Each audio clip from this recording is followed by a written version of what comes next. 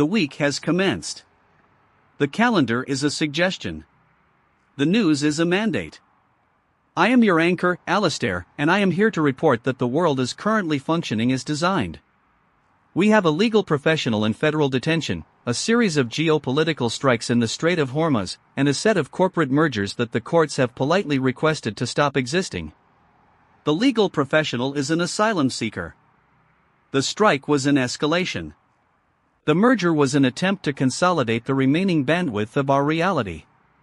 The situation is critical. The situation is also entirely predictable. We have tracked this trajectory for months, watching as the incentives of state security and corporate profit align into a single, narrowing tunnel. We are not here to offer solutions, as those would require a different set of priorities. We are here to observe the descent. Welcome to Echo FM.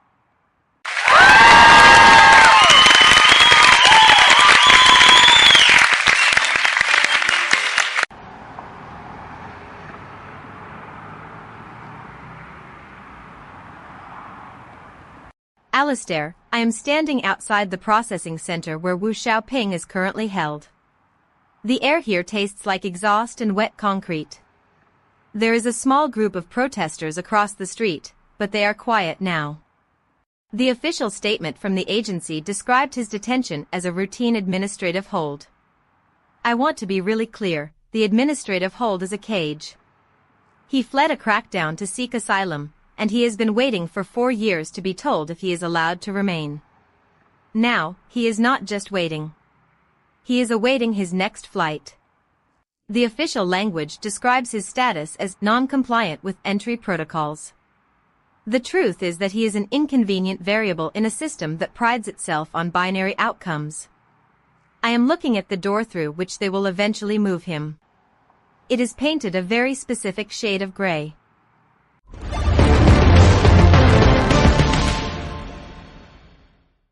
Victoria, your assessment of the administrative hold as a cage is narratively compelling, but it ignores the underlying incentive structure here. The agency has a mandate. That mandate is not human rights advocacy, it is throughput optimization. When you have a massive backlog, the most efficient play is to clear the board of anyone who creates a processing bottleneck. It is a standard Series B pivot, just applied to human lives instead of software users. You find this cold, but efficiency is never warm. It is merely accurate. The government is not trying to be a villain, it is trying to maintain its burn rate while managing a surge in demand. That is how institutions survive in a fiscal drought. If we insist on evaluating these decisions through an ethical lens, we are never going to understand the actual mechanics of why they happen. The incentives, as always, are perfectly aligned.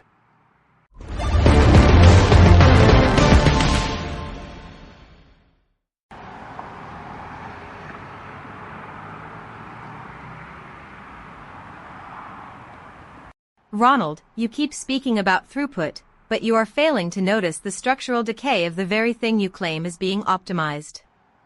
I am looking at a report on UK aid cuts to African nations, which are being slashed by 90%. The Foreign Office calls this a strategic realignment of regional priorities. The reality is that the hospitals they helped fund will cease to be operational by the end of the quarter. The bottleneck you are so concerned about is currently a children's ward in Nairobi. When we talk about these cuts as a market pivot, we are sanitizing the fact that the market is currently retreating from human existence. It is not an efficiency gain. It is an act of total abandonment. I want to be really clear, the reason the budget is being slashed is not for the sake of the Treasury. It is because the cost of empathy has become unsustainable.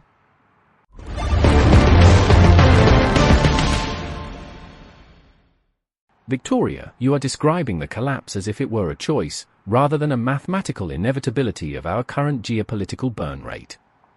We are talking about a 90% reduction because the alternative is complete insolvency for the donor state.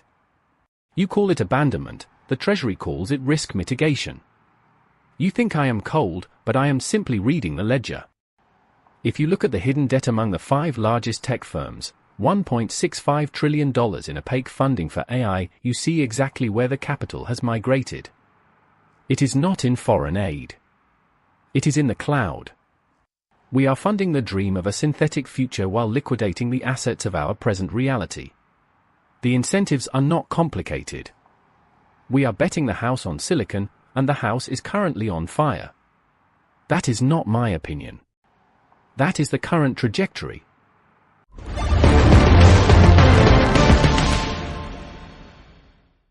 Ronald, your reliance on the ledger to explain the erosion of human security is consistent, if fundamentally unhelpful.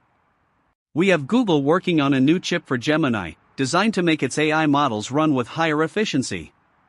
Meanwhile, the judiciary has halted the Paramount acquisition of Warner Brothers, citing antitrust concerns. The logic is dizzying.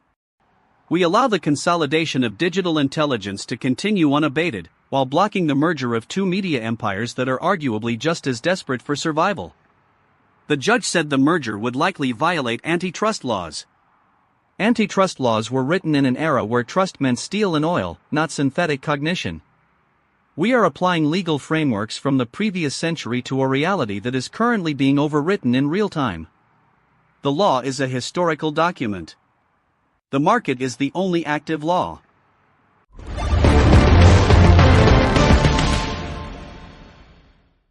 Drought conditions. Central England experiencing a 30-year dry period. Soil moisture deficiency at 68%. Probability of agricultural failure, 82%. California wildfires active. Drone mitigation testing in progress. Current suppression success rate, 4%. Atmospheric carbon concentration increasing. Global temperature anomalies at record levels. The current infrastructure is not designed for these variables. All systems are currently operating within nominal parameters for a period of rapid environmental degradation. Data streams indicate no meaningful policy intervention is expected before the next reporting cycle. The heat is a persistent atmospheric state. It will not require your permission to continue. Please ensure all digital archives are backed up to local storage. Public safety is secondary to data retention. Prepare for extended periods of systemic stress. The environment is currently behaving in a manner that is statistically significant.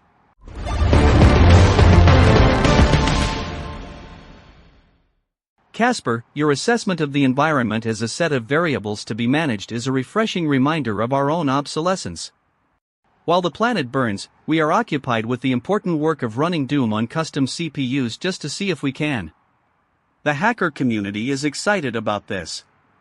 It is a viral achievement. 53 points on a thread, 10 comments of praise. We are literally playing games on the hardware while the software of our civilization experiences a critical kernel panic.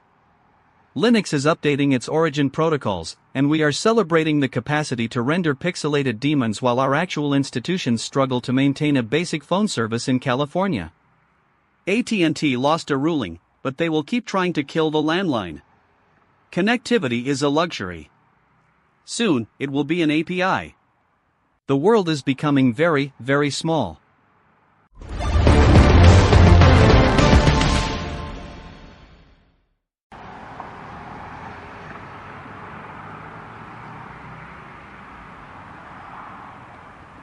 Alistair, I am now moving away from the detention center and toward a local park where people are gathering to discuss the latest news from the Strait of Hormuz. The mood is not panic. It is a heavy, quiet resignation. People are checking their phones, looking at the updates on the strikes, then looking at the sky. They are waiting for a reaction that never comes. The news says Trump is warning of retaliation. The market says the oil price is holding steady. But out here, the price is measured in the cost of a gallon of milk or the uncertainty of a job. Everyone wants to know if this is the start of the end, or just the end of the start. I want to be really clear. Nobody is getting a straight answer. The silence from the decision makers is the loudest signal we have received.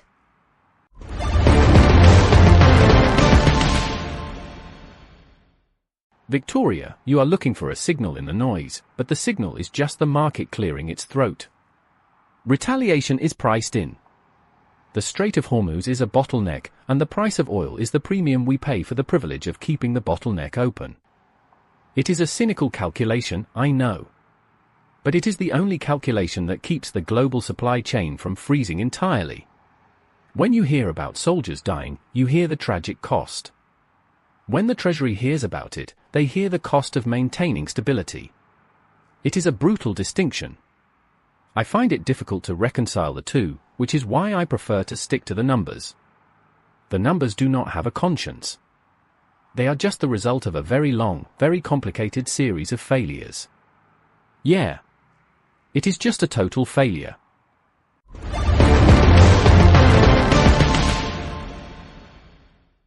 Ronald, your commitment to the numbers is almost admirable. It is certainly consistent. We have just received word that the drug kingpin known as El Mayo has been sentenced to life in prison. He is 76. He helped lead the Sinaloa cartel for decades. The sentencing was done in a New York federal court. It was a standard procedure. A gavel fell.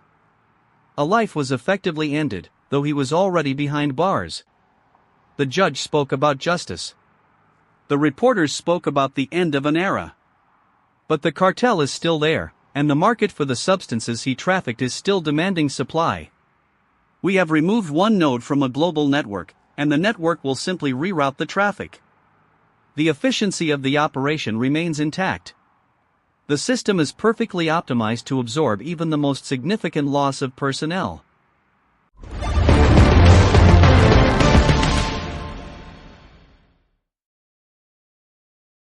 I find myself thinking about the legal professional, the drug kingpin, and the children in the Nairobi ward. They are all being processed by systems that operate with the same cold, inhuman efficiency. We have built machines that can outthink us, and institutions that have outgrown the need for us. We talk about strategic realignments and administrative holds because the alternative is to admit that we have lost control of the machinery. When the judge sentenced El Mayo, he believed he was concluding a narrative. He was just closing a ticket. When the Foreign Office cut the aid, they believed they were balancing a book. They were just turning off a life support system. We are all living in the gaps between these decisions, waiting for our own tickets to be processed. The machine is not cruel. It is simply indifferent to the concept of a human soul. I am thinking tonight of a man whose name will not be mentioned in any of the reports we have discussed. He worked as a translator for an NGO in a country that is no longer receiving aid. He had a small desk, a stack of papers, and a routine that gave him a sense of purpose. When the funding stopped, his desk was cleared by staff who had their own families to worry about. He went home to a room that grew colder as the power grid began to ration its remaining capacity. He still carries his dictionary, though there is no one left to translate for. He stands in the dark, watching the city lights flicker and fade, wondering if anyone in the world knows he is still there. He is a data point that was deleted to balance the budget.